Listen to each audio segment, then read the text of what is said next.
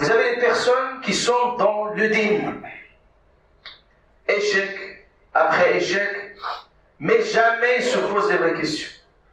Soit ils sont dans une attitude de déni dans le sens, c'est toujours la faute aux autres, c'est parce que ceci, parce que cela, toujours il y a des raisons externes, au-delà de leur capacité, mais jamais ils se poseraient les vraies questions, de dire, il y a une panne, il y a un problème quelque part, qu'il faut essayer de le détecter déjà, de le diagnostiquer, pour pouvoir trouver les bonnes solutions. Si les gens sont dans cette attitude, ils n'évolueront jamais. L'évaluation vaut mécaniquement l'évolution. Parce que cette évaluation est importante. Et là, dans la philosophie éducative de l'islam, vous voyez qu'Allah Ta'ala, même la vie générale, il nous dit que la vie tout entière générale, c'est un labour, c'est un moment de travail, d'action. Il n'y a aucun moment de passivité. Il faut agir. Même, il faut agir jusqu'au dernier souffle. Imaginez-vous, le prophète alayhi salatu wassalam, il nous dit, إِذَا قَامَتِ السَّاعَةِ, si la fin du temps arrive, وَفِي يَدِ أَحَدِكُمْ فَسِيلًا فَاسْتَطَاعَ أَنْ يَغْرِسَهَا فَلْيَغْرِسَهَا. Il nous dit, si la fin du temps sonne, et quelqu'un est en train de planter une graine, et s'il peut la planter, qu'il la fasse, jusqu'au bout. Il n'y avait jamais des moments et nous allons en parler parce que c'est les périodes des vacances et beaucoup de gens conçoivent mal qu'est-ce que ça veut dire les vacances, et parfois ils investissent mal leur temps, surtout le temps qui nous est donné, qui nous est offert, et certains n'exploitent pas ce temps des vacances.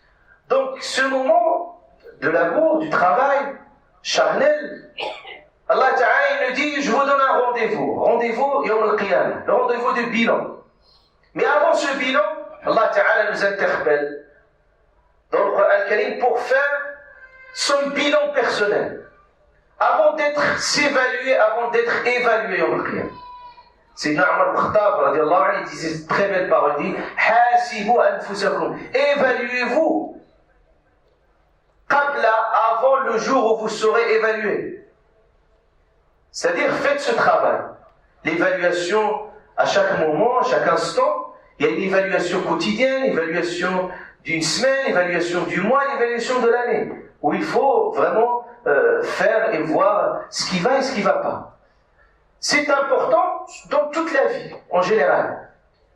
Par rapport à notre investissement pour l'akhirah, pour la vie de l'au-delà, dans notre investissement dans notre vie, cette vie scolaire, universitaire, vie professionnelle, vie familiale, tout. Il faut avoir toujours un regard sur soi. Et ce moment, il est tellement important parce qu'il nous permet de progresser. Mais il suffit de poser les bonnes questions. Et c'est ça, Allah Ta'ala nous dit tout dans le Coran al-Karim, Taqullah, craignez Dieu, wal tanzur nafsun, et que chacun regarde, qu'il puisse regarder, ma qaddamat, qu'est-ce qu'il a œuvré pour ce jour, qu'est-ce qu'il a œuvré pour soi.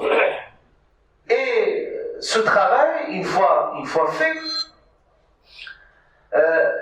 il faut pas se tromper dans l'analyse et dans le diagnostic. Et comme je disais tout à l'heure, le fait de rejeter et les fautes toujours sur les autres quand ça échoue, c'est bien une stratégie de fuite.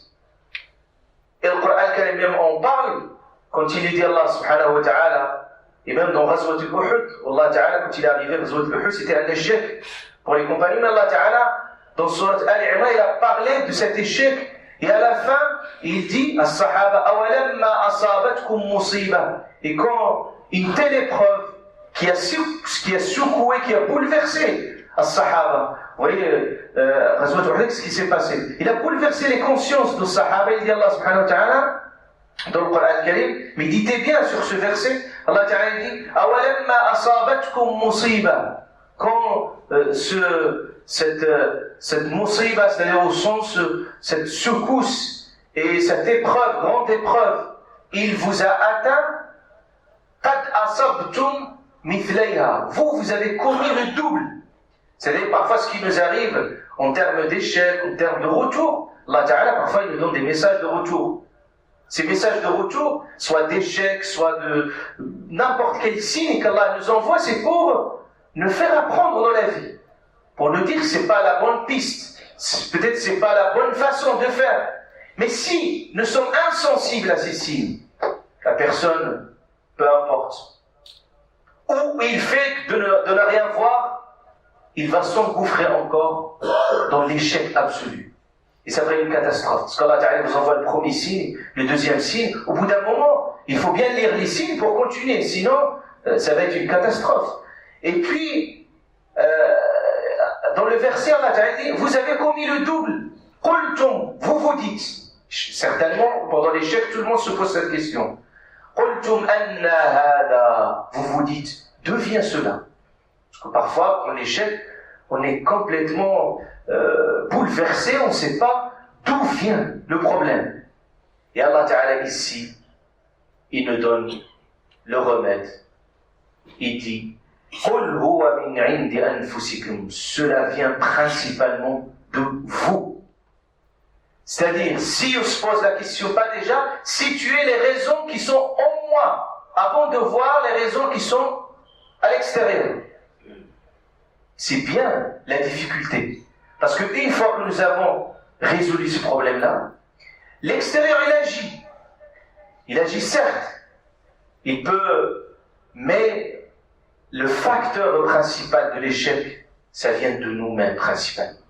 Et c'est ça la philosophie que nous devons avoir sur nous-mêmes. Et c'est pour ça, dans le hadith, le Qudsi, Allah Ta'ala, quand il parle, et on le qiyamah, il dit, Ya ibadi, il dit, oh mes serviteurs, innama hiya a'malukum, vos actions, ce que vous faites dans la vie, moi je ne fais que compter vos actions.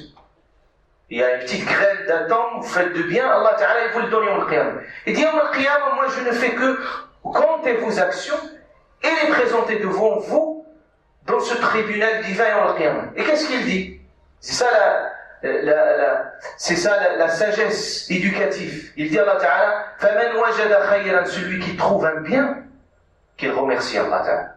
Et nous de même, celui qui pendant la récolte, il a trouvé des résultats positifs, qu'il remercie Allah Ta'ala, sans que l'orgueil puisse l'atteindre, mais qu'il puisse remercier Allah Ta'ala et continuer, parce que une fois qu'on se dit on est parfait, c'est à ce moment-là qu'on régresse. Et une fois qu'on se dit on est dans l'imperfection, c'est là qu'on progresse. Donc soit dans la progression et la régression, en fonction aussi de ce que nous pouvons percevoir, de ce que nous avons fait. Et il dit Allah Ta'ala dans le hadith, il dit وَمَنْ وَجَدَ غَيْرَ ذَلِكَ, celui qui trouve autre chose, فَلَا يَلُومَنَّ إِلَّا نَفْسَهُ, لَا يَلُومَنَّ إِلَّا نَفْسَهُ, c'est-à-dire qu'il faut qu'il trouve les raisons en soi. Il n'a pas à se plaindre que par rapport à soi-même. Donc, il y a une philosophie éducative pour le croyant qu'il a toujours le souci de progression. Comme j'ai dit tout à l'heure avec l'évaluation et l'évolution. Et là, ça nous apprend dans ce dua, très beau dua, qu'il est rapporté. Ce dua dans lequel les pieux, les éducateurs invoquaient Dieu avec ce dua, mais ce dua, il renferme cette philosophie éducative. Disait, Allahumma, oh Allah, fais du sorte que notre journée soit meilleure qu'hier et que le lendemain soit meilleur qu'aujourd'hui. Ça veut dire toujours le souci d'amélioration.